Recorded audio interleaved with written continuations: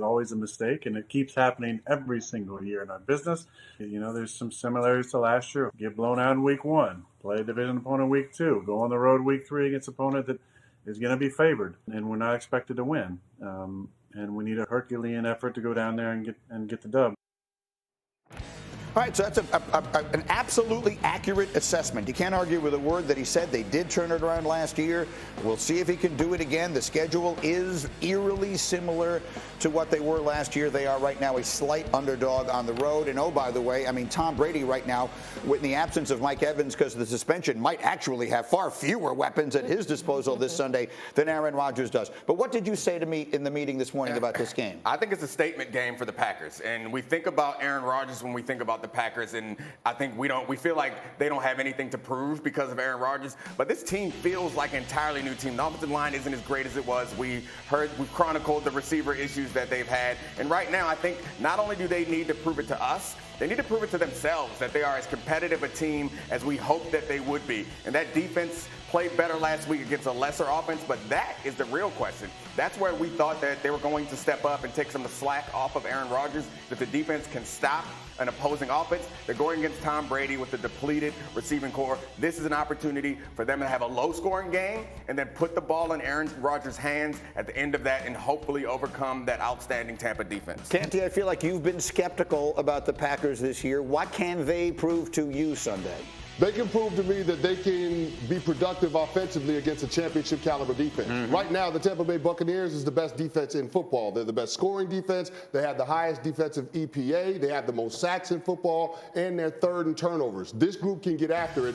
If this offensive line can hold up and keep Aaron Rodgers upright, then I think that Aaron Rodgers can make some strides in terms of being on the same page with those receivers and being able to generate points. But that's a big if, and there are a lot of question marks, and I don't know if they're going to get solved. We thought that Elton Jenkins coming back to that offensive line on Sunday was going to be a great thing for them. Turns out he was a turnstile and led to a stat game for Travis Gibson. So that offensive line has got some serious problems. They're allowing the 5th most sacks per dropback, despite Aaron Rodgers having the 4th fastest snap to throw time. That's a problem. Yeah, they haven't gotten David Bakhtiari back yet. Mm-hmm. They do expect to at some point. What do you think, Kmart? I am actually shocked. Dominique, who comes on here and always tries to act like he's the voice of reason. Oh, what are you guys talking about? Leave that guy alone.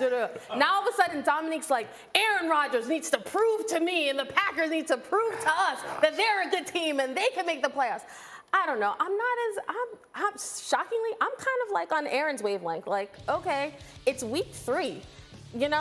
This is a team, given their division, I'm not really worried about the Packers. I'm really not. They could go down to Tampa where Aaron Rodgers, for whatever reason under the sun, he does not play well in Florida. He's 3-5 in the 8 games he's played in Florida, and since 2020, he's 0-2 and thrown 4 interceptions. It was ugly games. The last time he was in Tampa. I don't know why this guy who never throws interceptions, when he hits Florida, suddenly he doesn't know where his receivers are. Explain yourself, Foxworth. I don't get it.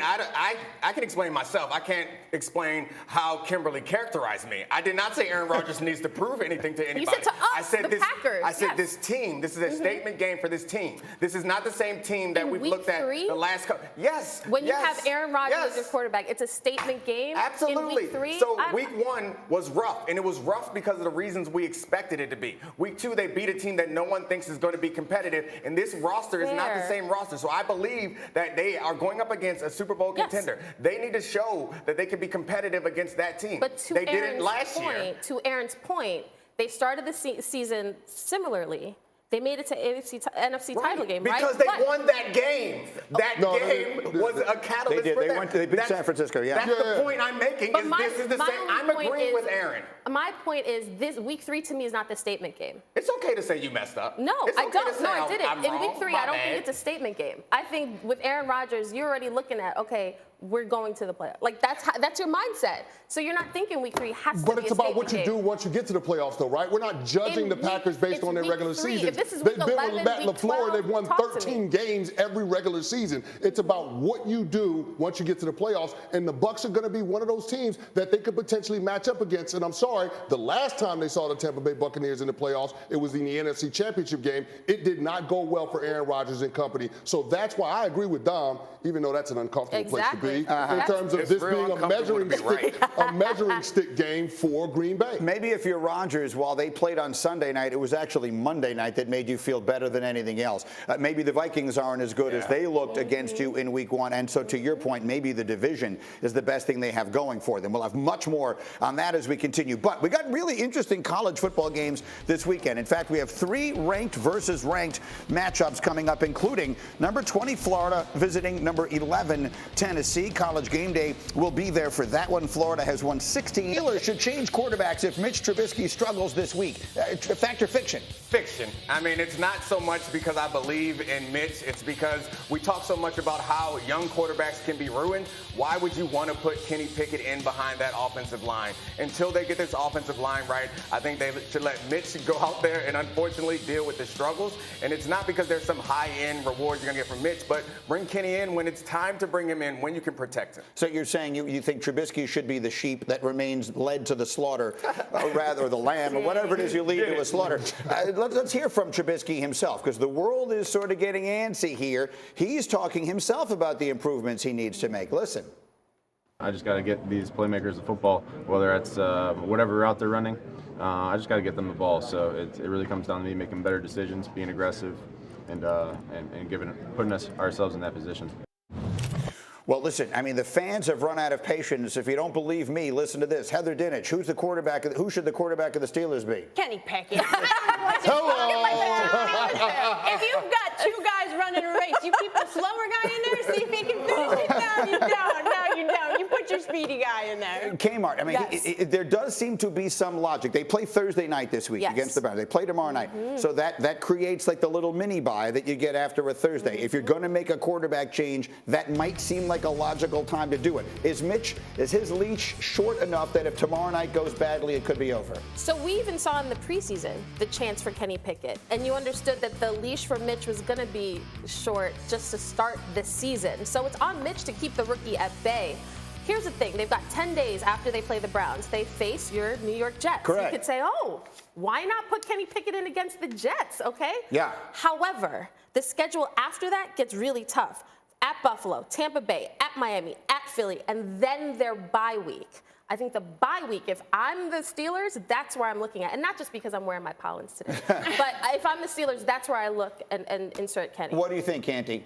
Yeah, it's time for Kenny Pickett. I mean, how many times do we have to see the Mitch Trubisky movie before we recognize that he's not the solution to the problems that Pittsburgh Steelers offense is having? I'm not saying that he's the genesis of all the issues, but he certainly can't help them figure it out. And that's why I look at a guy like Kenny Pickett, a player that spent 5 years in college and that's 24 years old. I think it's right for him to have an opportunity to step in there and see if he can operate the offense at a higher level. Can I just counter with, I'm all for rookies actually sitting.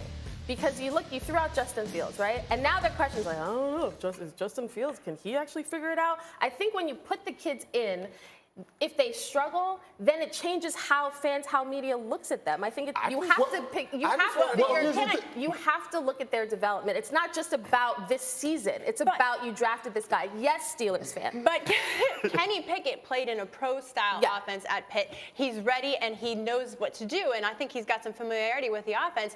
And I can tell you this from talking to some sources there, that the guys on the team like Kenny Pickett. And so that has to be impacting how Mitch is playing. He's clearly not comfortable in the pocket. He's playing for his job. Listen, if the best argument you can make for leaving Trubisky on the field is the offensive line is so bad, let him get beat up instead of the other guy. After week 2, when the division, what we thought might be a juggernaut of a division, suddenly looks like it might sort of be wide open, I kind of have to lean towards the Picketts at the table. Who the hell do you guys think Kenny Pickett is? Like a first-round draft pick. I know who he ain't. Mitch Trubisky. I know who he ain't. A first-round draft pick towards the end of the first round. I don't think that you can drop a quarterback into a bad offensive line and it's just going to overcome. There's some players, then there's one player, Lamar Jackson. He's the guy where I think you can put him in a bad situation and it'll get a lot better. Kenny Pickett is athletic, but he's not that. So putting Kenny Pickett in now, the results, I believe, are going to look very similar to the results that you're getting now. And not only do you lose games, but you potentially lose Kenny Pickett because you put him out there to get attacked week after week. Making sense on a Wednesday. Well, let's give him a shot and see if he can rectify rectify some of these problems against Myles Garrett. And if he can't, then let's go ahead and make the change. Exactly. Steelers fans everywhere. Again, that's the point. They play tomorrow night. It's a Thursday night game against Cleveland, and then they have that. Again, I know you're waiting for a bye, but there's a little bit of a mini bye here. Look, I have been a Trubisky believer. When I was right, I told you I was right. When I'm wrong, I'll tell you I was wrong. I believed that Mitch Trubisky could revive his career. So far, it's been a disaster. It's been an unbridled disaster in Pittsburgh. That was a terrible win offensively in Week 1, and then they just a no-show against New England. I would be running out of patience, too. Think about this, G. It took them 70 minutes in Week 1 in a game where their defense generated 5 turnovers and a touchdown. Yeah. Like, that's what it was. If you look at their offense against the New England Patriots, it was god-awful. Only the Chicago Bears had fewer first downs per game than the Pittsburgh Steelers. At some point, you have to look at it and say, if we can't get this thing turned around under Mitch Trubisky, at least we can put Kenny Pickett out there knowing that even if we're not winning games, we get the on-the-job training, the experience that the young kid will then use to be able to develop. So all I'm saying is this. Football is a game that has to be you have to develop players by putting them in the actual game and getting them those opportunities, and it feels like it's the right time for Pickett. The offensive line They may literally be 1 game/2 days away from making a quarterback Joe Burrow's change. offensive line wasn't right last year either. And look at what Joe did. Let's point to aberrations. Let's base our decision on aberrations. Well, we're seeing it more and more with young quarterbacks. We're seeing that. We are. Overcoming bad offensive lines? We are seeing that. You named one guy in the history of professional football that's overcome a bad offensive line. Put Kenny Pickett out there. Results are not going to change. But let us point out that a lot of great quarterbacks did have very difficult rookie years. They went into Troy Aikman and Peyton Manning, and they learned from them. There's 2 different ways that can go. And the Steelers, while the offensive line